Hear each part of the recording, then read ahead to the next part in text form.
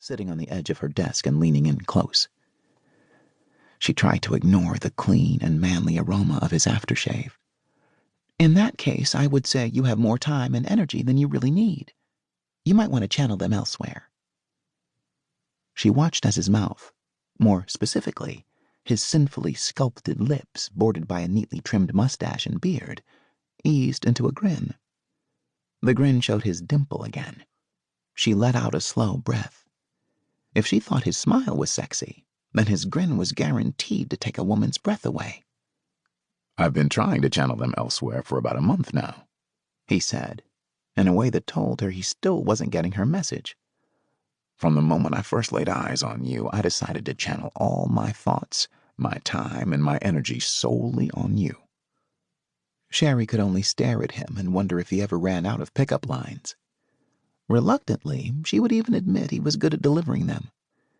It was a good thing that, thanks to Ben Greenfield, she was immune. Don't waste your time, Terrence. He shook his head and chuckled. And just like the smile and grin before them, the chuckle was explosive. She could feel goosebumps forming on her arm. It will be time worth wasting, he said, leaning in closer. She wished she could tell him that she was technically the boss of the radio station and that he was an employee, but she knew that wouldn't work. Terrence and the station's owner, Warwick Fields, were good friends, and Terrence's contract stipulated he reported only to Warwick. Everyone's job was to keep the Holy Terror happy, especially since his show received high ratings each week and pulled in huge sponsorships. There was even talk of the show going into syndication next year. It didn't help matters that Warwick Fields was her mother's twin brother. He had taken her complaints about Terrence with a grain of salt, which proved in this case blood wasn't thicker than water. Uncle Warwick actually thought Terrence's innocent flirtation was amusing. I can see your mind is busy at work, Terrence said, interrupting her thoughts. I appreciate a woman who enjoys mulling over things, but now it's you who's wasting time. You can't deny this chemistry between us. No, she couldn't deny it, nor would she act on it. I hate to rush you off, Terrence, but as you can see, I have plenty to do. He glanced at her desk. I'm going to have to talk to Warwick about that. He shouldn't work you so hard. You should have playtime. She rolled her eyes and imagined just what kind of playtime he was talking about. I don't need you to run interference for me. I can hold my own, thank you. If you're sure, he said, smiling and getting to his feet. I'm positive. Then I'll let you get back to work. Sherri let out a relieved breath when he turned and headed toward the door. Just her luck. He stopped before walking over the threshold and turned back around. When he caught her gaze, she felt the thud deep in her chest at the same time a heated sensation traveled down her spine.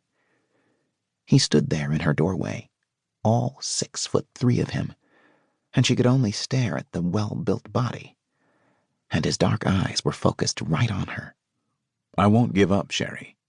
I think you know that, he said in a determined tone. Not intimidating, not threatening, just promising and unwavering.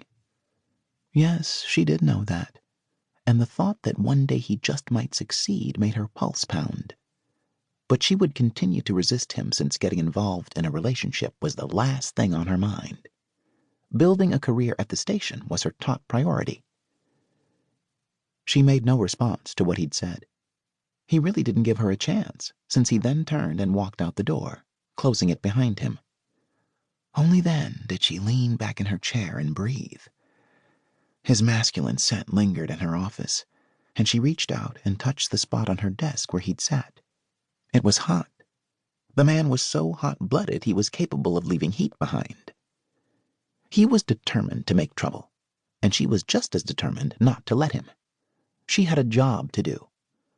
Uncle Warwick was thinking about retiring in another year, and he wanted her to be ready to take over as station manager when he did so. She would prove to her uncle that his faith in her was not a mistake, and that she would be more than capable of managing the day-to-day operations of WLCK.